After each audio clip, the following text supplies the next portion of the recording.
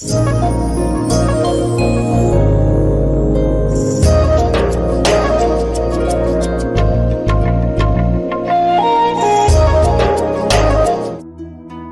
प्रकृति में अनेक प्रकार की योनियां पाई जाती हैं,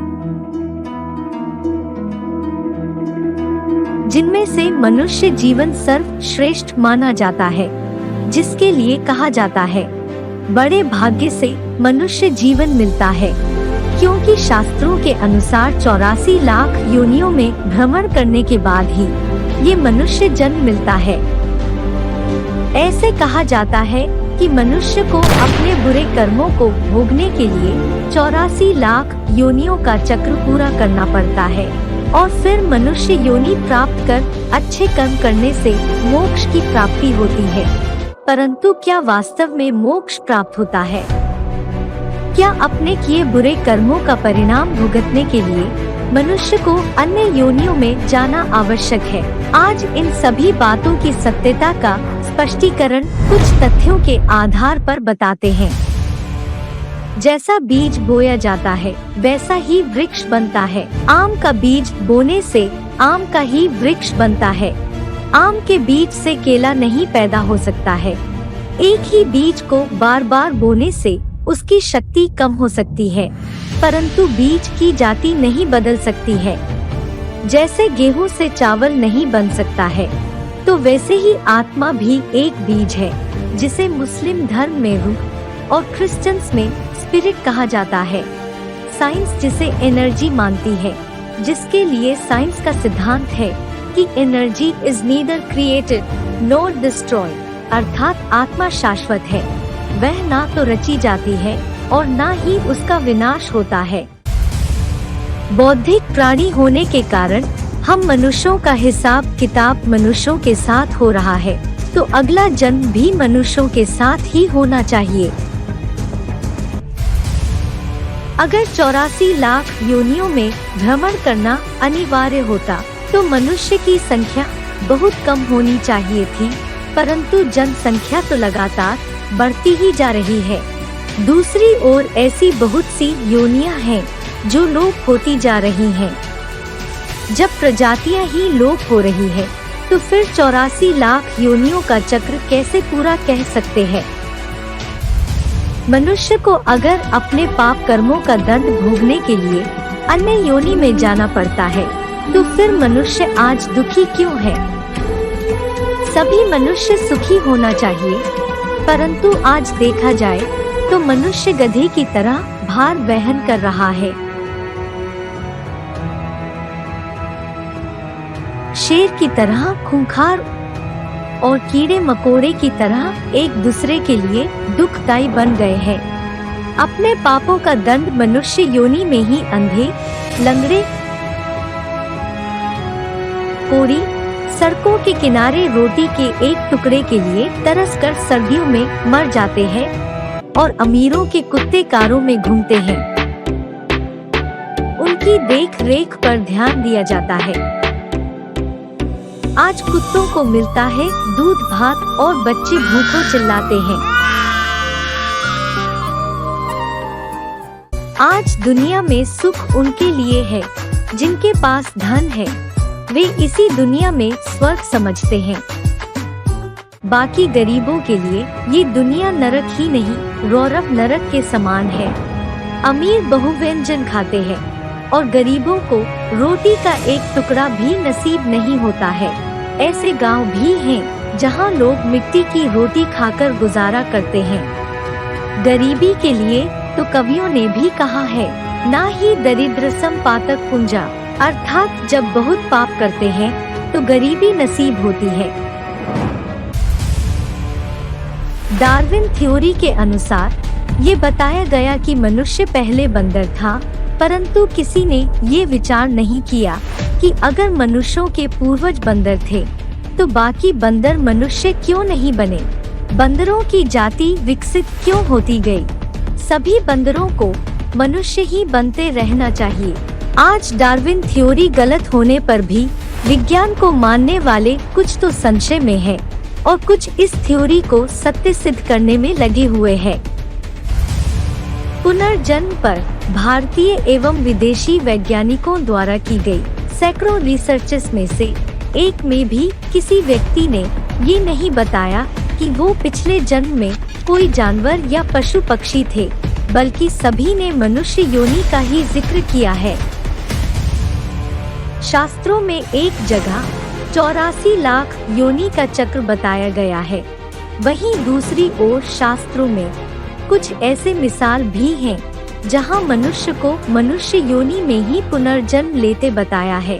जैसे महाभारत में शिखंडी जो पूर्व जन्म में अम्बा थी, द्रौपदी पूर्व जन्म में शिव भक्त थी, देवकी वसुदेव, यशोदानंद आदि ऐसे अनेक शास्त्रों की बातें हैं। शास्त्रों की बातों का अपने में ही कोई तालमेल नहीं मिलता है। किसी भी बात का कोई प्रमाण नहीं है, क्योंकि समयानुसार इन शास्त्रों में काफी फेर बदल हुई है, जिसमें सत्य लोप हो गया है।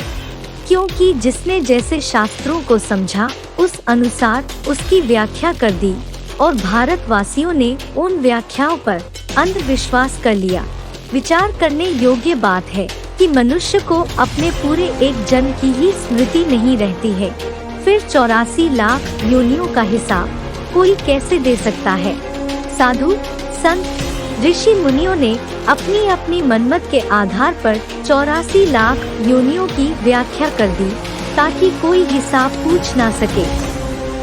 जबकि श्रीमद् भगवत गीता में एक भी ऐसा श्लोक नहीं है जिसमें 84 लाख योनियों का जिक्र आया हो, जबकि गीता को सर्व शास्त्र शिरोमणि कहा जाता है।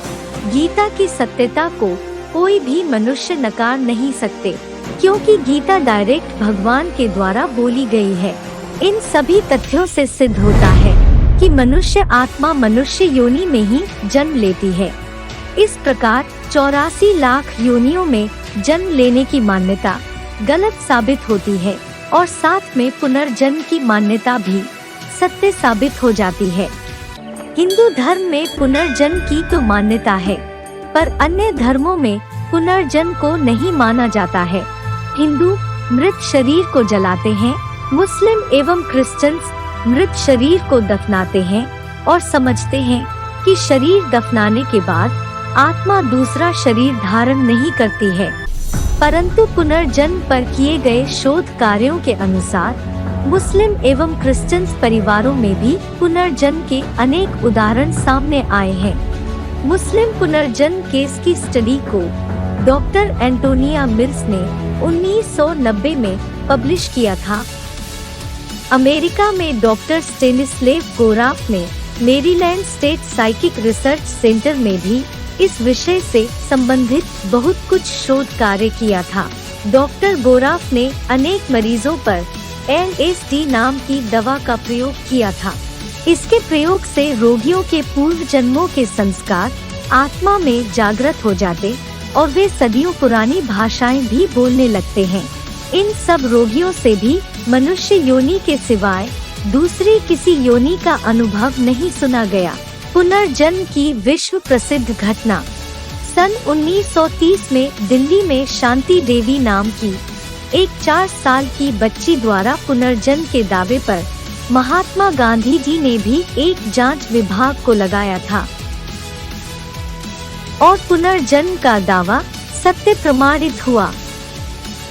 और डॉक्टर इयन स्टीवनसन ने एशिया, अमेरिका, यूरोप और मिडिल ईस्ट जैसे कंट्रीज में 1000 से ऊपर केसेस पर स्टडी करके पाया कि पुनर्जन्म एक फैक्ट है और कई पुस्तकें भी इसी पर लिखी। पुनर्जन्म तो हर धर्म वालों के होते हैं, क्योंकि जन्म का संबंध कर्म से होता है, धर्म से नहीं। मनुष्य अपने कर्मों के आधार पर ही जन्म लेता है। यदि मनुष्य सत्कर्म करते हैं तो श्रेष्ठ जन्म प्राप्त करते हैं, यदि कुकर्म करते हैं तो निष्कृष्ट जन्म प्राप्त करते हैं। यही कारण है कि आज कोई गरीब परिवार में जन्मता है और कोई अमीर परिवार में, लेकिन जन्म मरण के चक्र से छूट नहीं सकते हैं। गीता में भी बताया है, जन्म लिया है तो मृत्यु निश्चित है और मृत्यु हुई है तो जन्म भी निश्चित है। गीता में बोला है, भगवान को कुछ भी करने जैसा कर्म नहीं है, तो भी कर्म में लगे हुए हैं। भगवान को भी इस सृष्टि चक्र में आना पड़ता है। फिर मनुष्य आत्माएं कैसे इस चक्र से छूट सकती हैं? इस सृष्टि चक्र का ज्ञान सिर्फ भगवान ही बताते हैं कि 84 लाख योनियां तो होती हैं, परंतु मनुष्य 84 लाख योनियों में जन्म नहीं लेता। सिर्फ मनुष्य आत्माएं 84 जन्म लेती हैं। उसी प्रकार भगवान भी जानवरों के रूप में अवतार नहीं लेते हैं, वो भी मनुष्य रूप धारण कर एक ही बार इस सृष्टि पर आते हैं।